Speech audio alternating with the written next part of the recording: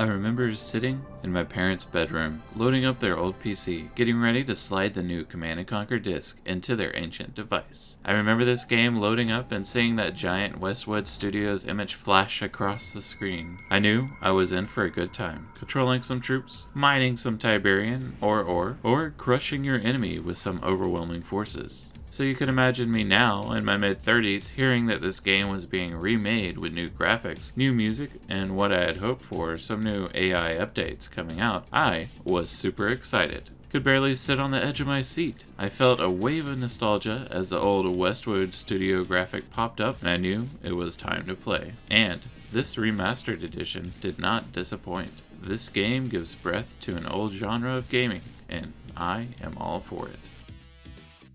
1995. Yep, that's when I remember playing the first Command & Conquer. So, 25 years later, why do we have a remaster of one of the first real-time strategy games? Well, fans definitely helped to encourage the creation of this game with updated graphics, updated sound design, and providing mod options with the ability to create new maps or levels. This remaster includes Command & Conquer Tiberian Dawn, Command & Conquer Red Alert, and all the expansions for both, like Covert Operations, Counter-Strike, or Aftermath. I was definitely happy to see this come out with all this wrapped into one package. You can check out the behind-the-scenes footage with the remaster, too, along with some B-roll footage and unreleased music tracks. Essentially, it's a lot for a low price of $20 at the time of this video. I think this provides a ton of new details to excite people like myself who've played this back in the day and encourage newcomers to get into the RTS genre. I can't let my love for this game overshadow some glaring issues though. It was 25 years ago, so you would think that as a remaster it would also fix AI issues, waypathing, or other issues that we may not have noticed 25 years ago, but now that it is out during modern times, those small issues are, as I said,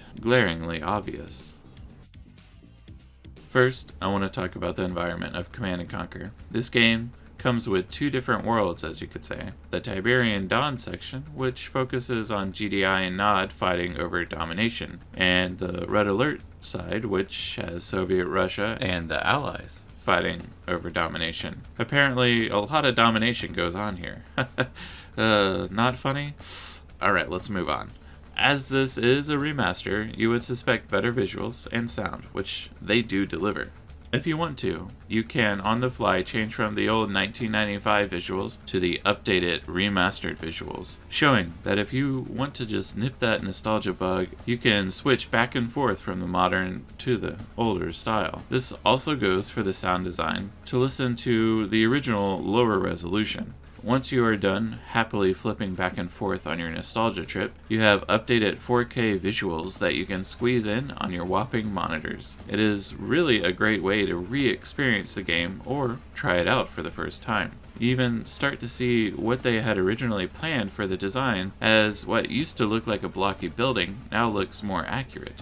Along with the game itself, the old cinematic videos have been lovingly remastered. However, some of the older footage still retains the same look and feel as the 90s. It would have been a cool option to let you see the old footage and be able to toggle back and forth between the new and old footage, kinda like they do with the gameplay.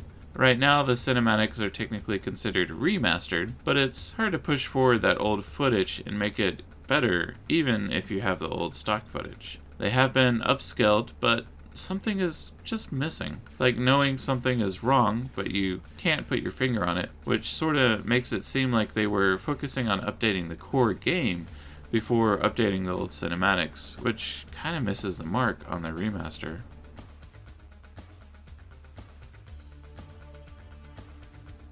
Gameplay still feels the same, even though, as I have said, it's 25 years later. An enjoyable game where, as long as I have the resources, I can charge forward with my unlimited mass of troops and conquer the enemy.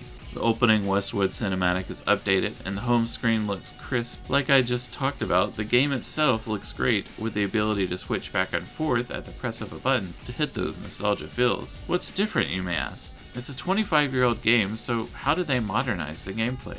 They did a lot of updates with mouse controls, the option to have a newer updated UI with hotkeys, versus the older UI which you can switch back and forth on as well. Better camera movement and more. This type of update helps with playing multiplayer matches to help with that annoying amount of scrolling we used to be subjected with the old UI. And now, oh man, I can't tell you how much it helps to be able to queue your units on the building screen. I know, look at that, so nice, it helps a ton. Some of the bad things I noticed was that while the graphics and UI did get an update, the AI still has some goofy waypathing, and without mods, be prepared for long battles. For example, I was on one of the final battles. Yep, hey, look, that's me.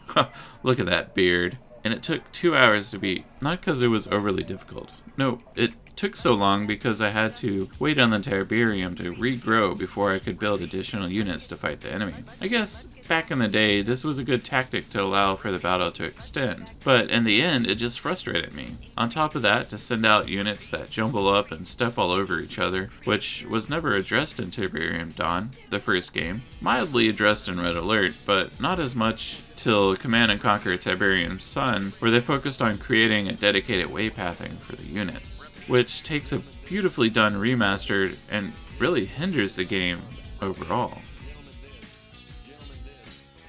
Besides these graphical issues, the story of the game itself is still classic and holds up to time, with the campy live-action scenes like this one. Comrade Stalin's birthday.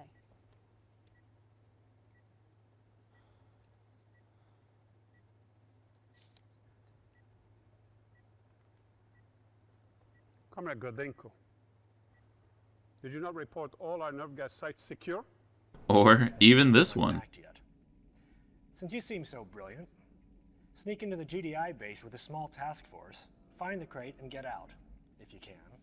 The story really does get pushed across really well, as you may be the GDI liberating war-torn countries from an evil oppressor, Kane, or the Soviets trying to make a new world order, but in their name. Along with the remaster visuals of the story, you have those behind-the-scenes developer notes or concept art. This helps to get you further invested in the story. I don't want to seem like I'm glossing over this part, but as a fan of the series, I want you to get invested too if you do end up getting the game. That way you can experience it firsthand and see the story unfold out for yourself. You can play as GDI or Nod on the Tiberium Dawn side, or play as Soviets and the Allies on Red Alert. Each team has their own campaign that helps push across their story. And of course, you can always come back and play the other side of the story and still get tons of replayability with the single player campaigns. I personally greatly enjoyed this playthrough of the game, and while making this review, I found myself getting lost on missions just so I could get that footage for the review. This game is $20 on Steam, comes with updated 4K graphics, sound design, and UI controls. Along with that, the source code of the game is now out there so that people can mod the game. Yep, that's right, you can go back and play with extra tanks, or maybe faster growing Tiberium. I could have used that. So besides this, containing 2 full games, plus all their DLC, multiplayer maps, and bonus material, you have tons of freedom to create your own maps and mod the game. This alone gives the game so much opportunity that it might not have if you say cut out the modding support. Even still, it is hard to overshadow some of the downfalls with AI, waypathing, and the not so great updated cinematics. It is like they decided to give the game a fresh coat of paint, but not fixing the underlying issues that a game from 25 years ago had versus today. I give this game an 8 out of 10. It was really hard for me not to just give this game a 10 out of 10 due to that nostalgia bug kicking in super hard. But I had to be impartial. If you're still wondering if you want to get this game, I say do it. It's $20 for tons of content. I hope you enjoyed my Command & Conquer Remastered review. If you enjoyed my video, please leave a like and a comment below on what you liked about this video, or if you have any other games you would like me to check out. If you would like to help support the channel, make sure you click subscribe. This is The Still Grizzly, wishing you luck with all your future games.